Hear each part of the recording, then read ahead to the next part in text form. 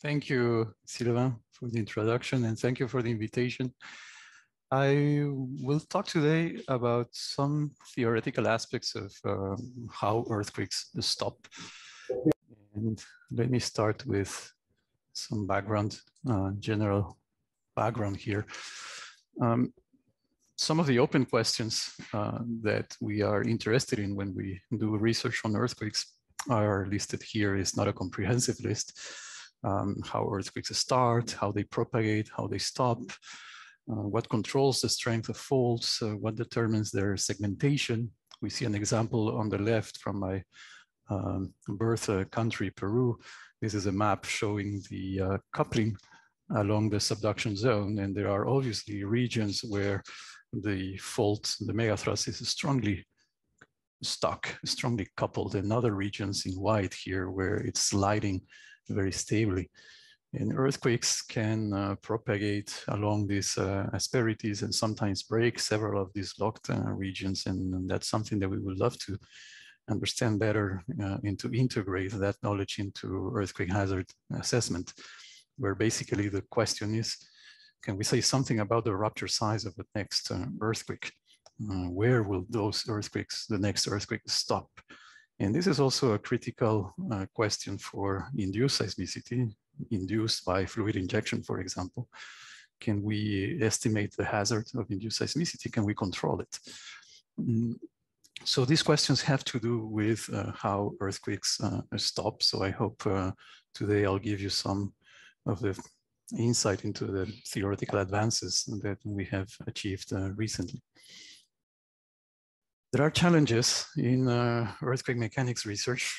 First, because these are processes that happen deep in the earth, but our observations are done at the surface. And for example, seismological observations are strongly hampered by scattering and attenuation, and the view that we have of faults from seismology is very fuzzy. The laboratory experiments we can do today also have some limitations. We cannot reproduce every condition at depth in the lab. There's a diversity of physical processes that are thought to be involved in fault rupture. And this is a very complex nonlinear system that requires modeling with multiphysics and including multiple scales. So those are some of the major challenges that we have to face. At the same time, there are great opportunities in this field for different reasons.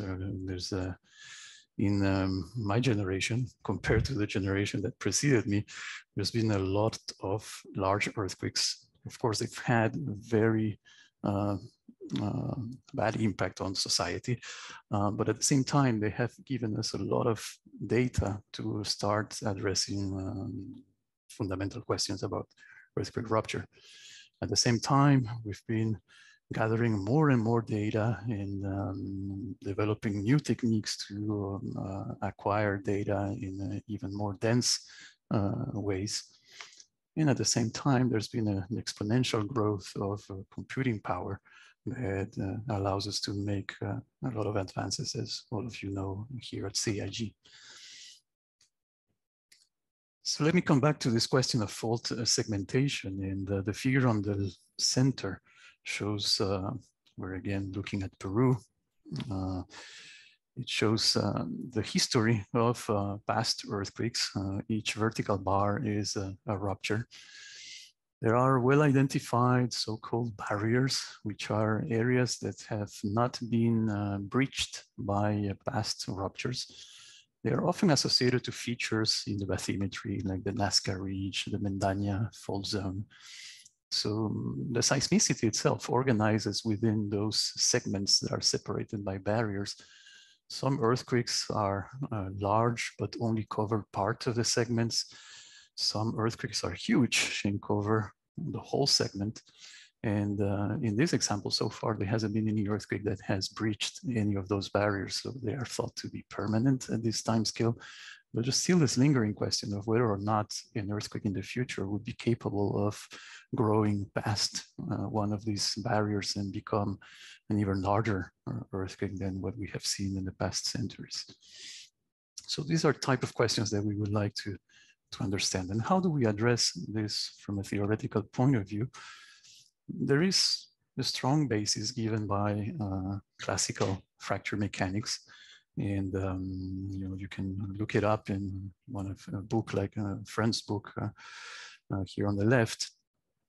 The basic outcome of that classical theory is summarized in this criterion, this equation here, that tells us that a rupture will stop at a certain size, A, if the fracture energy on the fault is, which gives the resistance of the fault, is larger than the energy available to feed the rupture, which is called the energy release rate, G0. This energy release rate is proportional to the size of the rupture, inversely proportional to the shear modulus of the elastic material around the fault, and proportional to the square of the stress drop during the rupture. By inspection of this equation, we can see that there are two possible mechanisms to stop a rupture. One is if the rupture enters an area where the stress drop is very low. This could be due to areas where the initial stress before the earthquake starts is very low, perhaps because another earthquake happened recently and dropped the stresses there. So that will bring down the energy, the elastic energy available, and that can stop the rupture. And so that would be the right-hand side of this equation.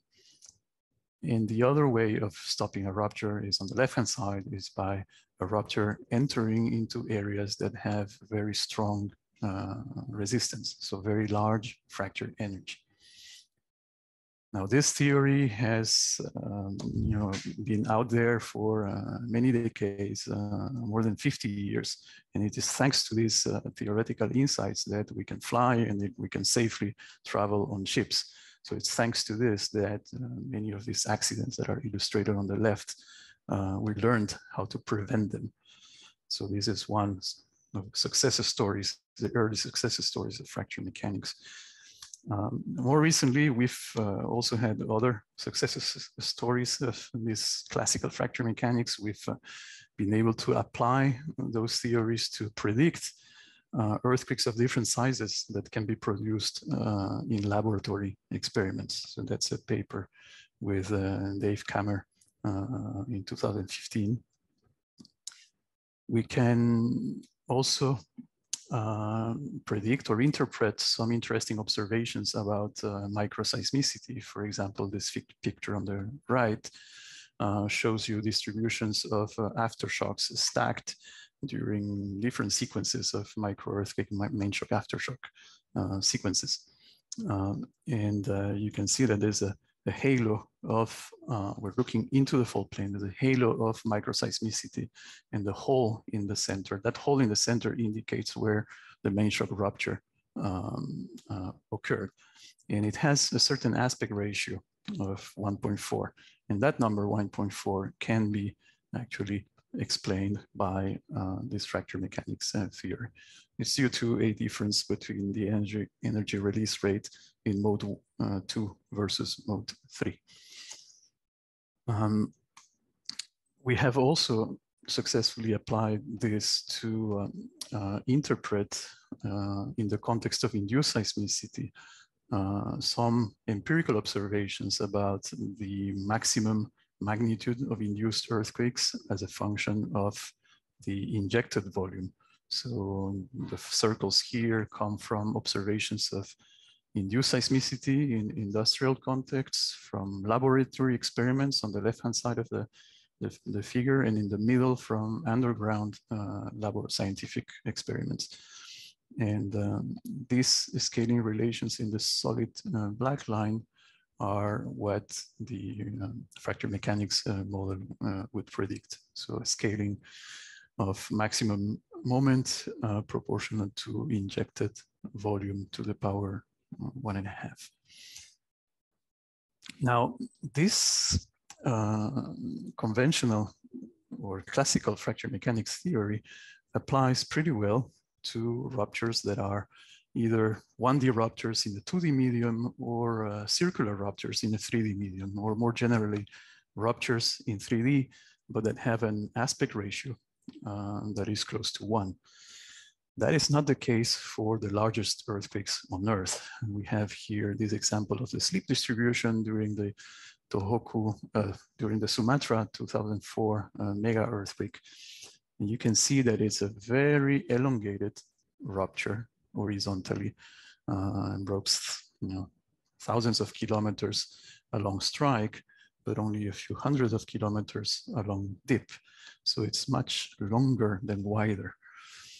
This figure in the middle is a summary of the aspect ratio of ruptures of real earthquakes as a function of their magnitude. And the larger the earthquake and the larger the aspect ratio it can achieve. Some earthquakes can achieve even aspect ratios larger than 10. And this is not only the case for the largest earthquakes, it can happen also for smaller or moderate size earthquake. This is an example of the 2004 Parkfield earthquake, a magnitude 6. So it did develop a pretty long, elongated rupture, again, an aspect ratio that's pretty large. And here in France, a couple of years ago, we had a magnitude 5-ish earthquake that also had a pretty long aspect ratio. So these ruptures with large aspect ratio are interesting, not only for the largest events, but also for some cases of interest for even smaller magnitudes. So what is this interesting also from a theoretical point of view? Well, ruptures in long faults are pretty different than circular ruptures. Once the rupture saturates the seismogenic depth, it has no other choice than to grow, to propagate horizontally. And it does so by, it turns into a pulse. A pulse is a little band of sleep that propagates along strike. And the rupture front is followed very closely by a healing front. So it's a front where a sleep rate vanishes again. So here's a transition from a crack-like rupture to a pulse-like rupture. And why is this important? If we come back to fracture mechanics, let's consider, for example, the energy release rate. For a circular rupture, this energy release rate is proportional to the rupture radius. For a long rupture, we have the choice between two characteristic sizes of the rupture length or the rupture width. The energy release rate turns out to be proportional to the rupture width. It doesn't depend on the rupture length. So it saturates in a way once the seismogenic zone is saturated. So that's a dramatic difference between these two cases. Let's put it in a different way. In the first case, for a circular rupture, the energy keeps growing with the rupture size. That is not the case for a long rupture. It saturates with the seismogenic or with the rupture depth. When we started working on this, there was a research gap. There was no dynamic theory for these long ruptures. We started by just running simulations and see what happens. We ran simulations on long faults with fracture energy lower than the available energy. Those ruptures accelerated. What is plotted in these figures are rupture speed as a function of distance along strike, and each curve of a different color is for a different simulation. On the left, we have examples with low fracture energy, so these ruptures accelerate. And on the right, we have examples with low fracture energy. These are ruptures that decelerate and eventually stop. So this required, quite computational power to run these very long ruptures. We also used pen and paper and realized that we could derive an equation of motion for these ruptures. That is a simple equation that can, in many cases, can be solved analytically by hand. And that produces the black curves that you see in these plots that have an almost perfect match with the results of our 3D dynamic rupture simulations. That equation of motion is written here at the bottom. So it involves two quantities that we have already discussed, the fracture energy and the energy release rate. And on the right-hand side, what we see here is a term that involves not only the rupture speed, but also the derivative of the rupture speed, the rupture acceleration. This is written here in the form of F equals ma, right? The force, the driving force of this rupture is the left-hand side. We have an acceleration of rupture and a mass that is not a constant mass, is a mass that depends on rupture speed. This is in a way reminiscent of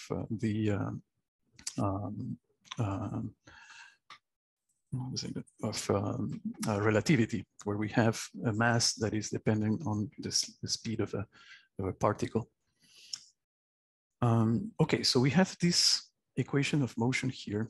When we know the fracture energy of a fault, and when we know the distribution of the stress drop or initial stress along the fault, and we can compute this energy release rate, we can solve this differential equation to obtain the history of the rupture speed along the fault. And in particular, we can assess then when the rupture stops. So what are the implications of this equation of motion for rupture arrest? And sorry, let me come back to a very important point. With the classical fracture mechanics, there is also a crack tip equation of motion, but that one is not inertial. It doesn't involve terms that involve the rupture acceleration. It only depends on the rupture speed. And that is important. If we compare the following, what happens in the 2D theory, in the classical theory and in the theory of very large ruptures, when a fault enters, a rupture enters a region where the fracture energy is suddenly much larger. So it enters what we could call a barrier. In the classical theory, the rupture will stop suddenly, sharply, but not for a very long rupture. The very long rupture will penetrate into the barrier and will slow down and perhaps stop, but it will stop within some distance inside the barrier. So this is important because if we want to understand how efficient is a barrier that we have identified either by the history of seismicity or perhaps by geology at the surface, how persistent is that barrier through time? Well, then we need to understand how likely is a rupture, a large rupture, to penetrate inside the barrier. If it penetrates up to a distance that exceeds the barrier size, then it will be able to breach the barrier and continue into the rest of the fault, into the next asperity and grow larger. So this is what we developed further in a more recent paper with Hui Wang, where most of the paper was about super shear and rupture speed, but we did also look at the conceptual implications for seismic hazard of this crack tip equation of motion. So let's look at that. Here is our equation of motion, and we're going to do a number of manipulations to let emerge something that we will call a rupture potential, which is a quantity that will help us assess where will a rupture stop. So I can take this equation of motion and integrate it from between 2 points along the fault. The right-hand side is similar to a kinetic energy. And if I consider two moments, one before the earthquake starts and one after the earthquake starts, the kinetic energy will be 0 in both cases. So this whole thing should vanish. So that means that this integral here must be 0 when the earthquake stops. So I can separate that integral into two terms. And then I can define this quantity here as a rupture potential. So let me write it down here. The rupture potential. What that equation tells me is that a rupture will stop when it finds a spot on the fault that has a rupture potential equal to the rupture potential at the hypocenter. So if I know along a fault the distribution of fracture energy and the available potential energy G0, I can plot that here as an example. And let's imagine that it's a very heterogeneous quantity because either the strength of a fault GC is very heterogeneous, the materials are heterogeneous, or because just the earthquake cycles have produced enough heterogeneity in the initial stresses that G0 itself is heterogeneous along strike. So I can integrate this quantity here to compute a rupture potential. And now let me consider a given point on the fault. And if the hypocenter, if a rupture starts there, the question is, where will the rupture stop? So I draw a horizontal line, and when I find an intersection with the rupture potential, that's where the rupture potential is equal to its value at the hypocenter, and that is where the rupture will stop. Okay, now let's wait a little bit more time and let's let the tectonic stresses build up. Tectonic stresses will increase the initial stress on the fault, so G0 will change, and it might turn into this darker distribution of rupture potential here. And now I repeat the exercise. I let the hypocenter, the rupture start at the same hypocenter, and now the rupture can propagate to a distance that is larger. And in this way, I can keep going and look at how the potential for a rupture size can evolve with time. And this can give a theoretical way of assessing a time-dependent hazard in a fault.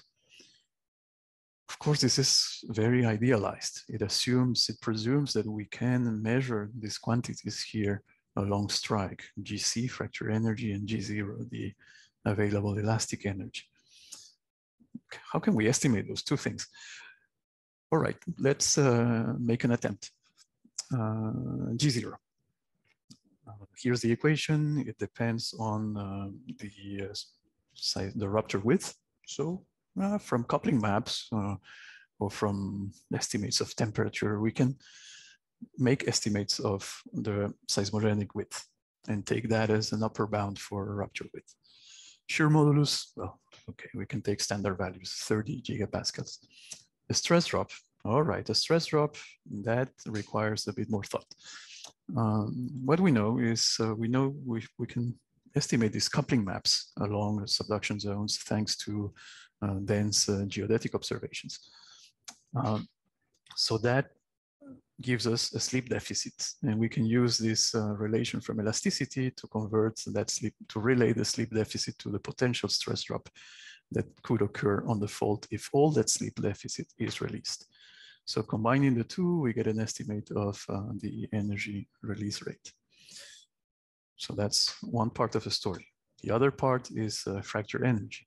Seismologists and theoretical fracture mechanics people have been trying to come up with estimates of fracture energy. Here's one example from a paper by Vieska and Garagash, where seismological estimates of fracture energy for earthquakes of a variety of magnitudes are collected in the figure, and there's also theoretical fits from theories of thermal weakening.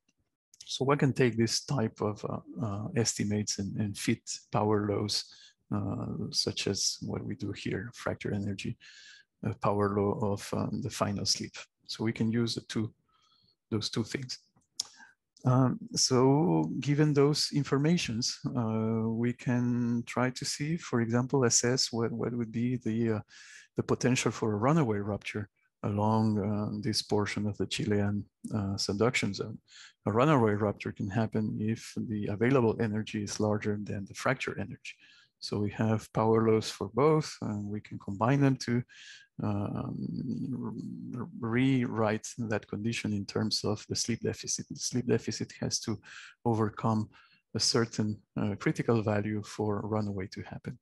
And in that way, we can map along the megathrust, this condition for a runaway as a function of time since the last earthquake, assuming that a stress is being built up on the fault uniformly, or not uniformly necessarily, but following this sleep deficit rate measured by geodesy. So this is one way in which we can use this theory to say, how many years after the last earthquake do we have, is the fault ready to generate an earthquake that is a runaway that can become large? And where are the regions along the fault where runaway earthquakes can start? Okay, so we can push that. And among the more recent work that we're doing is a preprint here submitted with Diego Molina, who just defended his thesis yesterday. So congratulations to Dr. Molina.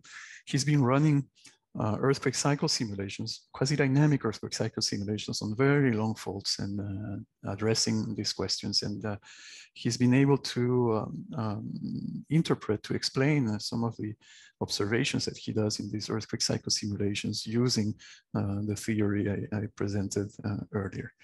So this is something we are still developing further. With Hui Hui, recently we have been using also this same theoretical tools to understand better or to unify slow sleep events and regular earthquakes. So he has also a preprint where this theory is used to explain some of the peculiar scaling laws of slow sleep events. And the very recent work is using this theory of rupture arrest to come up with estimates of what is the maximum magnitude of earthquakes that can be induced in a gas field in the Netherlands. So this is the biggest gas field in Europe, and there's a concern of the induced seismicity that the production there can generate. So here we have faults that are intersected by reservoirs that are pressurized and that have a finite thickness. So we are addressing how long these ruptures can grow, even if they remain confined in depth within the reservoir. So we've been using input from laboratory experiment from cores taken from the reservoir to constrain the fracture energy. We've been using information about the production in the past decades to, well, evaluate how large, what is the maximum magnitude that these faults can produce. And there's thousands of faults in the field, and this is a map of faults. And the colors on those faults are the maximum magnitudes that they can produce according to our model. And there's various parameters in the model. Some of them are highly uncertain still, but we can vary them and see which of these parameters are the most sensitive and the ones that require more work in the future to better understand, better estimate the hazard in this gas field. So let me close here with these conclusions. So we have this new 3D theory of rupture dynamics for very large ruptures. So it allows us to estimate, to theoretically estimate the arrest of ruptures. We hope this will be a building block for physics-based hazard assessment. Of course, this requires validation. And so we are working on designing laboratory experiments with François Pasleg, who's now a junior researcher in our lab. Laboratory experiments of long ruptures, which is not something that has been done yet. Looking at earthquake cycle simulations and also comparing to observations of the slow sleep events, for example, which are also very elongated and for which we have observations of many cycles. So please feel free to have a look at our recent papers on the topic.